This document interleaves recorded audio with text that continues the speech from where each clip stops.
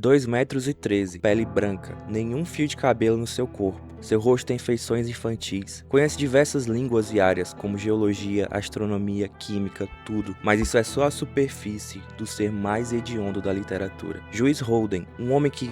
Quer dizer, um ser que quando chega em um local, tudo muda. Pessoas morrem, crianças desaparecem e o caos começa a impregnar tudo e todos. Meu nome é Josué e nesse vídeo eu vou te explicar quem é o juiz, qual sua filosofia e por que ele é considerado por muitos o ser mais perturbador da literatura. Juiz Holden é um personagem do livro Meridiano de Sangue, do escritor Cormac McCarthy. O livro se passa por volta de 1846 e é baseado em fatos reais que aconteceram nos Estados Unidos e México da época. No livro, acompanhamos uma gangue de caçadores de escalpo, chamada Glenton Gang. O autor se inspirou bastante nas confissões de Samuel Chamberlain, um soldado e escritor que viajou com essa Glenton Gang e registrou tudo que viu. E apesar de ser considerado verídico em muita coisa, existem muitas ressalvas sobre sua veracidade. Mas o que importa é que esses escritos inspiraram o autor a criar o livro e o juiz. O personagem que acompanhamos na maior parte do tempo é o Kid, um rapaz que não teve muita sorte na vida e que bem no início do livro encontra o juiz em uma missa.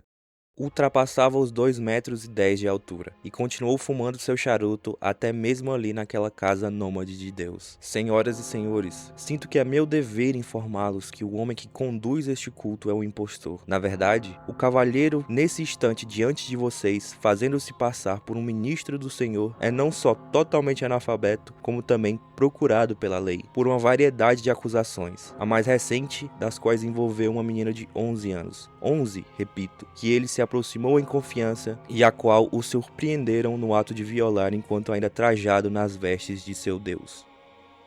Não demorou muito para que a revolta tomasse conta do lugar, tiros, gritos e pessoas pisoteadas, e o padre consequentemente fosse morto. O Kid conseguiu fugir desse alvoroço todo e ir para um hotel. Só que quando ele chegou nesse hotel, o juiz já estava lá. E quando o Kid foi beber alguma coisa, o juiz pagou sua bebida, indicando ali o início da relação que eles dois teriam no futuro. E aí começou consequentemente a chegar o pessoal que estava nessa missa e saiu correndo e viram o juiz. Quando viram ele, perguntaram onde ele tinha encontrado o padre antes para saber todas aquelas coisas sobre o padre. E o juiz responde: nunca pus os olhos no sujeito, até hoje, nem sequer ouvi falar dele. Um silêncio estranho pairou no ambiente. Os homens pareciam esfinges de barro. Alguém enfim começou a rir, depois outro. Logo, todos riam juntos. Pagaram uma bebida para o juiz. Essa primeira parte já dá muito bem o tom da narrativa, da maldade, da violência e principalmente dá um gosto de quem é o juiz Holden. Depois de um tempo, o Kid consequentemente foi parar na Glenton Gang e a caçar escalpos com eles. E aqui vale destacar o quão violento isso era. No livro é descrito que o governo mexicano oferecia $100 por cada escalpo indígena. Como se isso não fosse brutal o suficiente, pessoas que não eram indígenas, mas pareciam, podiam ser mortas e seus escalpos confundidos com os dos indígenas de verdade. Ou seja, não demorou nada para gangues de caçadores de escalpo, incluindo a Glenton Gang, matarem famílias, fazendeiros, mulheres, crianças, tudo que poderia parecer indígena para vender os escalpos. E claro, no meio disso tudo, o juiz participava. Tem um momento ali do livro que eles estão em uma fogueira, os personagens dessa gangue, né? E aí o Kid começa a conversar com outro membro dessa gangue, que é o Tobin, que é um ex-padre. E eles começam a falar sobre o juiz. Eu já tinha visto ele antes, disse o Kid. Tobin sorriu. Todo mundo na companhia diz que já encontrou aquele tinhoso com alma de fuligem em algum outro lugar. E se isso não fosse sinistro o suficiente, o Tobin começa a descrever o primeiro encontro da gangue com o gigantesco branco. Numa dessas caçadas que a gangue fazia pelos escalpos, deu muito errado. E eles estavam em apuros. Muitos já haviam morrido, indígenas estavam atrás dele, os apaches estavam atrás dele, e eles estavam sem pólvora, ou seja, sem armas. A morte era iminente ali. Quando a gente vinha descendo pelo Little Colorado, não tinha nem uma libra de pólvora na companhia. Lá estava ele, sentado em uma pedra, no meio do maior deserto que alguém já viu. Nem cantil não tinha, nada de cavalo, só ele e suas pernas cruzadas, sorrindo quando a gente chegou perto, como se tivesse à nossa espera. A princípio, eles pensaram ser uma miragem de tão improvável que era aquilo. Pensavam que o líder deles, o Glenton, iria matar aquele cara. Mas, pelo contrário, Glenton pediu o último cavalo de carga, jogou fora o que ele carregava e deu para o juiz. O juiz montou no cavalo e ele e o Glenton cavalgaram lado a lado e logo estavam conversando como dois irmãos. No meio desse sufoco, o juiz tinha um plano para lidar com os indígenas que estavam perseguindo eles. O juiz leva eles até uma região vulcânica e com os materiais naturais que tinham ali e urina, conseguem criar uma espécie de pólvora primordial, capaz de ser usada nas armas e salvar eles. Ele manda todo mundo fazer essa mistura que ele fez e juntar tudo. E depois ele chama todo mundo para entregar um pouco para que eles possam carregar suas armas. E assim a gente foi, um por um, passando num círculo por ele, como uma comunhão. Quando eles terminaram, os indígenas já estavam subindo a montanha que eles estavam e o próprio juiz saiu para fora para que os próprios indígenas vissem ele e gritou que estava sozinho e indefeso para os indígenas. Eles acreditaram e quando vieram, as armas começaram a atirar. Foi uma carnificina. Achei que o juiz tinha sido mandado por meio de nós como uma maldição, mas ele provou que eu estava enganado. Na época foi, hoje eu fico dividido outra vez. Depois desse acontecimento, o juiz se tornou um membro da gangue Glanton, que naquele momento só tinham 12 membros, né, que o resto tinha morrido. O que com o juiz agora eram 13, de forma quase paralela a Jesus e os 12 discípulos, que também formam 13. A diferença é que a palavra do juiz não é de amor, mas sim de violência. Mas a gente vai falar disso mais pra frente. Essa parte, todo o primeiro encontro do juiz com a gangue, indica muito que aquilo foi um trato faustiano. Trato faustiano é uma expressão que vem da lenda alemã do Dr. Fausto, que define um acordo onde uma pessoa troca seus valores morais, sua alma ou sua integridade por benefícios mundanos imediatos, como riqueza, poder, sucesso ou a própria vida. É muita coincidência a gangue estar à beira da morte iminente ali e do meio do nada aparece a salvação. E na figura desse ser, no mínimo bizarro. E lembra que o Glanton, ao invés de questionar ou algo do tipo, ele apenas recebe o juiz e logo eles andam lado a lado como se fossem irmãos, como se eles já tivessem aquilo planejado ou esperando um ao outro. Além do próprio juiz ter o aspecto de alegria quando encontra eles, como se tudo fosse exatamente como ele tinha planejado. Tudo isso indica que o Glanton de alguma forma chamou o juiz ou algo do tipo, chamou para salvar eles, fazendo esse acordo onde o juiz salvaria a vida deles, e que salvou, e em troca Glanton daria algo muito caro. E não só ele, como todos pagariam muito caro por esse trato faustiano com o juiz.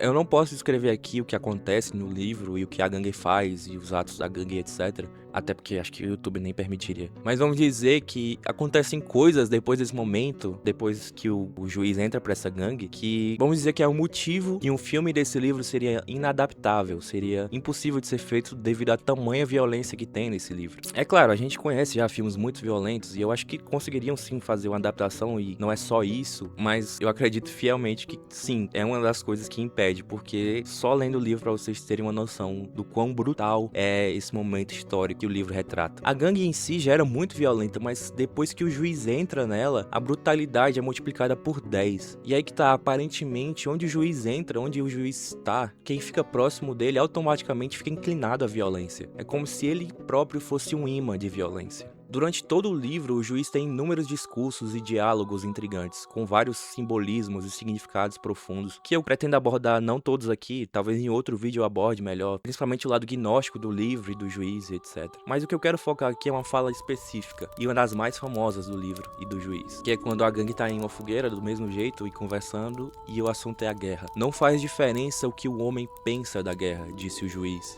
A guerra perdura. É a mesma coisa que perguntar o que o homem pensa da pedra. A guerra sempre vai existir. A lei moral é uma invenção da humanidade para destituir de seus direitos os fortes em favor dos fracos. Aqui o juiz deixa muito claro a sua visão do mundo e sobre o homem, que o ser humano é violento por natureza, de uma forma primária, enraizada. Tal qual a pedra está sobre a terra, a violência está sobre o homem. O jogo mais importante da humanidade é a guerra, e toda a sociedade apenas cria regras para proteger os fracos dos fortes nesse jogo, e para cobrir essa verdade primitiva e violenta do homem. E aí no fim ele adiciona: a guerra é Deus. Se a guerra é Deus, o juiz é seu maior profeta. Quando ele faz a pólvora de materiais da natureza e entrega aos membros da gangue como se fosse uma comunhão, temos uma comunhão da guerra. A pólvora no lugar do pão e o sangue indígena que foi derramado no lugar do vinho. Quando ele se junta à gangue Glanton, ele se torna o Cristo e os 12 discípulos, todos com sede de Deus, sede de guerra. Mas dentre esses discípulos, existia um que não estava totalmente convertido, o único cujo coração não estava totalmente inclinado à violência, o Kid. E isso era o que mais incomodava o juiz.